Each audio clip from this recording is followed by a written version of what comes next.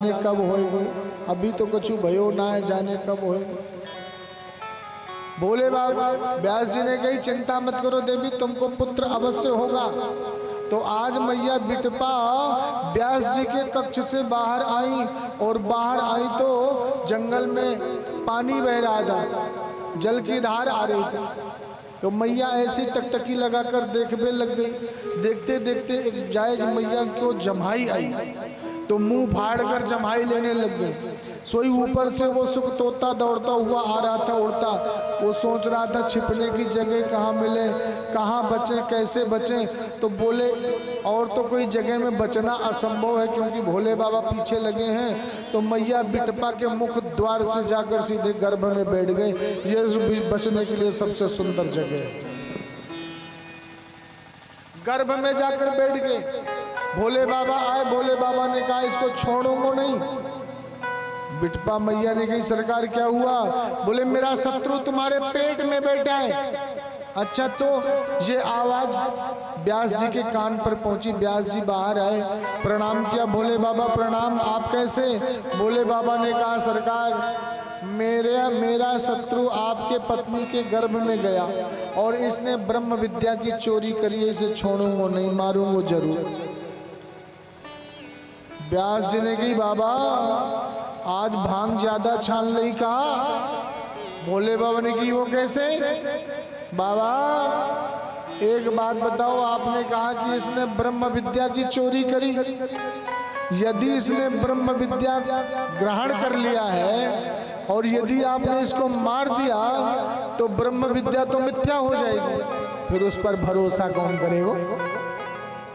बाबा ने कही मैंने ये तो सोची ना है। अच्छा चलो कोई बात नहीं, अब इसको छोड़ देते हैं।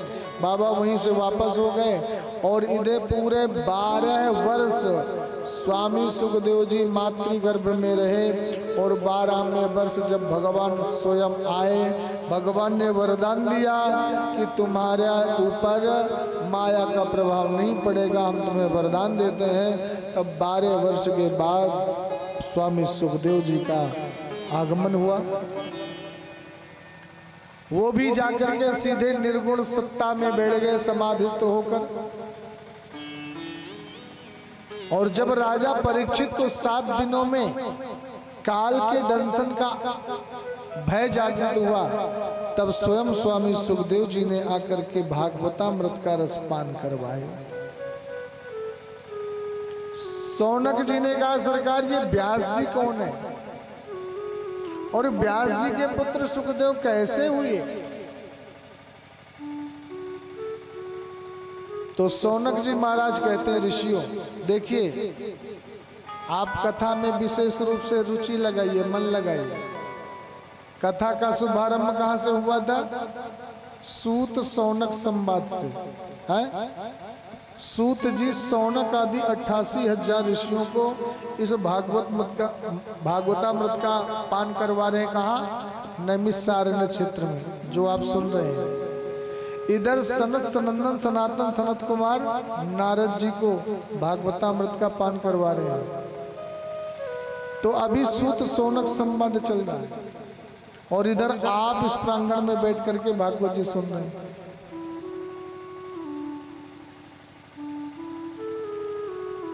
सौनक जी ने कहा सरकार ये व्यास जी कौन है? सूत जी ने कहा ऋषियों पाराशर महाभाग, पाराशर पुत्र, पाराशर नंदन वेद व्यास जी। बोले इनका जन्म कैसे हुआ? बोले ये मत्स्यगंधा के गर्भ से जन्म लिए और जन्म लेते ही सीधे वन की ओर चल दिए। मत्स्यगंधा मैया ने कहा पुत्र तुम्हारे पिताजी तो चले गए, ये वरदान दिए थे कि तुम्हारे गर्भ से बड़ा तेजस्वी पुत्र पैदा होगा, पर तुम्हारे जाने के बाद मेरा क्या होगा? व्यास जी ने कहा माँ इस समय मुझे जाना होगा, पर मैं तुम्हें ये वचन देता हूं कि जब भी तुम्हें मेरी आवश्यकता पड़ेगी मैं प्रकट हो जाऊंगा। व्यास जी सीधे उत्तराखंड की ओर आए और उत्तराखंड में आए करके एक कुटिया बनाई जिसका नाम था साम्याप्रास। कुटिया में अंदर बैठे और नेत्र बंद करके ध्यान किया तो संसार ध्यान में आने लग गया। और संसार कैसे आया? संसार खाना पीना चलना फिरना उठना बैठना रोना गाना नाचना, बस यही लगा हुआ। तो व्यास जी को बड़ा कष्ट हुआ, नेत्रों से अश्रु निकल पड़े। व्यास जी ने कहा, शौनक जी ने कहा ऐसा क्यों? सूत जी कहते हैं, ऋषियों संत वही है जो संसार का कल्याण करे। संत कोई नीले पीले हरे गुलाबी चोले का नाम नहीं है। संत के आचरण हो तो वही संत है, वो घर में हो या वन में हो। संत जो संसार के दुखों को दूर करने का अहर्निश प्रयास करता है उसे संत कहते हैं। संत जो सारे संसार में केवल एकाग्र भाव रखता है, एक भाव रखता है, उसे संत कहते हैं। संत जिसकी दो दृष्टि नहीं है, एक दृष्टि है, चाहे बड़ा हो या छोटा हो सब उसके लिए बराबर है, सभी के कल्याण की कामना करता है, उसे संत कहते हैं। संत जो संसार में रहकर भी निर्लिप्त है, अलग है, उसे संत कहते हैं। जिससे किसी का लगाव, किसी से कोई प्रेम नहीं, कोई लगाव नहीं, केवल कल्याण की भावना जागृत करता है, वो संत है। तो जब व्यास जी ने देखा कि संसार का कल्याण कैसे होगा, ऐसे इनको भगवत प्राप्ति कैसे होगी, तो व्यास जी ने पहले एक वेद था यजुर्वेद, तब व्यास जी ने सोचा कि इस वेद को यदि मैं और विभाग बना दूं तो लोग इस वेद को पढ़ेंगे और संसार के लोगों का कल्याण हो जाएगा। तो एक वेद के 4 वेद कर दिए, शुक्ल यजुर्वेद, सामवेद, अथर्ववेद, ऋग्वेद। एक वेद के 4 वेद हो गए। अब वेदों की भाषा बड़ी क्लिष्ट, वेद कोई पहले पढ़ ना पाता और पढ़ता भी तो अर्थ का अनर्थ कर डालता। नेत्र बंद करके देखा तो प्रश्न वहीं का वहीं, अब क्या करें? तो वेदों के माध्यम से व्यास जी ने 17 पुराणों की रचना कर दी। 18वां महाभारत। पर पुराण पहले तो लोग पढ़ नहीं पाते, और पढ़ते तो उसमें एक बलि का विधान कर दिया, तो कल्याण कैसे होगा? प्रश्न वहीं का वहीं, जवाब कुछ नहीं। तो खिट बना बैठे हुए थे, करें तो करें क्या,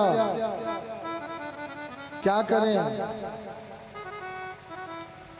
तब उस समय नारद जी का आगमन हुआ।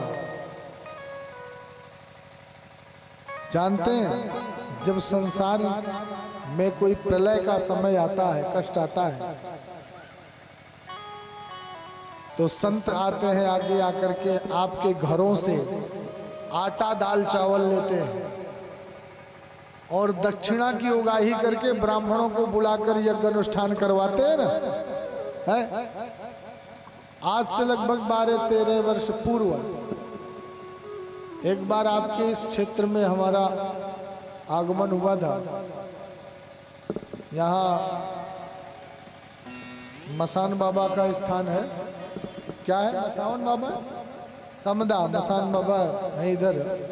वहाँ पर उस समय हमारी उम्र तकरीबन 17 वर्ष की रही होगी, 17-18। उस समय हमारे एक संत थे पुरुषोत्तम दास जी महाराज, तो उनके माध्यम से यहाँ पर हम भागवत जी करने आए हुए थे।